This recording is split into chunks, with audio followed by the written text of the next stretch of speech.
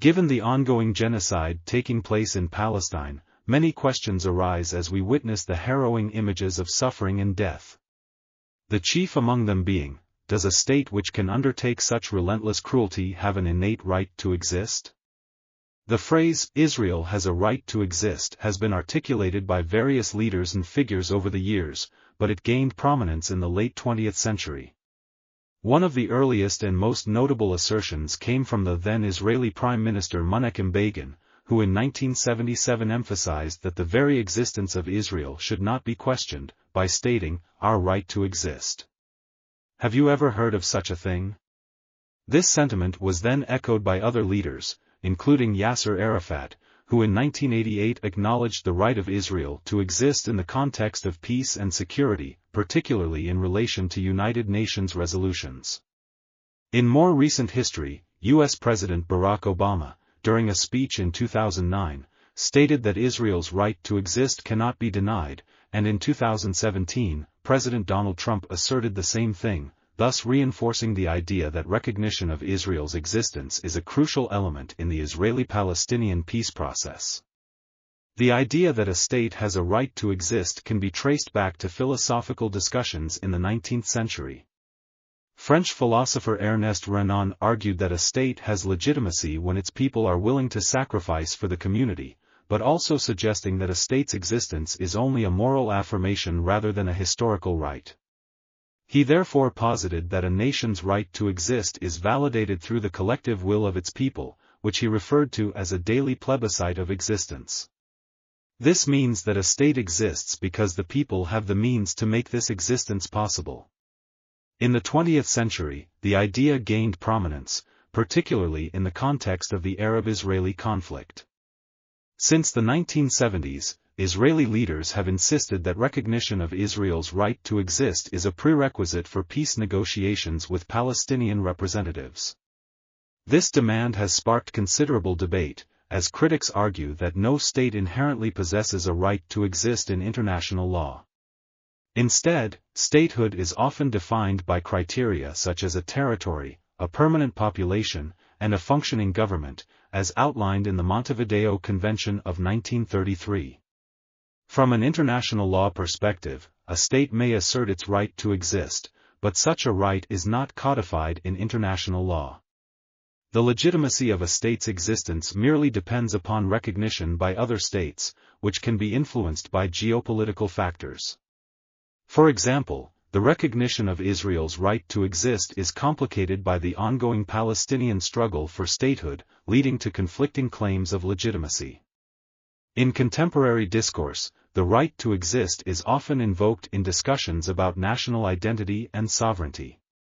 For instance, various nationalist movements, such as those of the Basques or Kurdish people, assert their right to exist as nations, reflecting a broader trend where groups seek acknowledgement of their identity in claims to territory.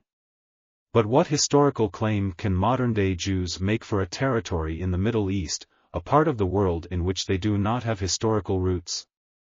The Jewish claims are based entirely on the Bible. But is the Bible to be then regarded as a land registry which can legitimize the state of Israel?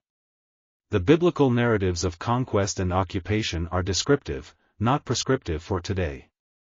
Israel's right to exist in fact effectively legitimizes the historical dispossession of the Palestinians from their historical land. As noted already, the concept of a state's right to exist is not formally recognized in international law. While states can assert their existence based on criteria such as a defined territory and a permanent population, there is no legal framework that grants them an inherent right to exist as a moral or legal principle. A state is a construct that can change or dissolve without violating any legal rights. The right to exist is historically contingent and context-dependent. States have emerged and dissolved throughout history, and their legitimacy often hinges on political realities rather than an absolute right. The concept of statehood has evolved, as seen in the breakup of Yugoslavia or the changing status of regions like Kurdistan. This suggests that the right to exist is not a universal principle but rather a situational one. The assertion of a state's right to exist oftentimes clashes with the rights and identities of other groups. Thus, the insistence on Israel's right to exist entirely undermines the Palestinian claim to self-determination and existence. This creates a moral dilemma where the recognition of one state's right to exist inherently denies another's, leading to ethical conflicts and injustices, and as we see today, it leads to genocide. Thus, when Israel asserts a right to exist, it is an expression of power and not an acknowledgement of any inherent legitimacy. In fact, attributing rights to states anthropomorphizes them, treating them as if they possess inherent qualities like human beings. This raises questions about the validity of claiming that a non-human entity even has rights. Rights can only be reserved for individuals or groups rather than abstract constructs like states. So, does Israel have a right to exist? Here are some points to consider. First, discrimination is built into Israel's foundations.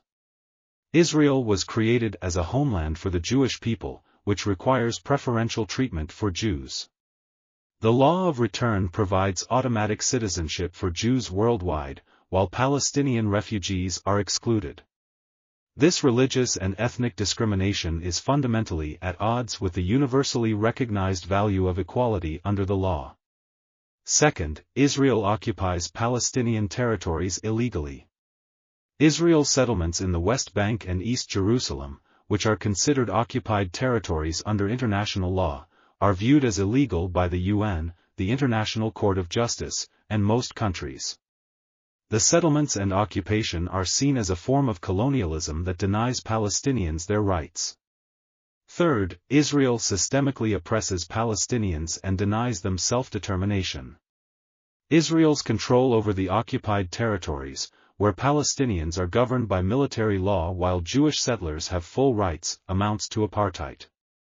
Thus, Israel oppresses Palestinians and denies them the right to self-govern. Fourth, Israel was created through the displacement of Palestinians. The creation of Israel in 1948 led to the displacement of hundreds of thousands of Palestinians who became refugees. This ethnic cleansing was a fundamental part of establishing a Jewish state. Fifth, no state has an inherent right to exist. The notion of a right to exist is a meaningless phrase used only in the context of Israel. No other state is granted such a right, and the same standard should apply to Israel. Thus, the three broader questions that the ongoing genocide of the Palestinian people raise are crucial in this context. What is so special about Israel that it is granted the right to exist? Why is Israel held to a different standard than any other country in the world?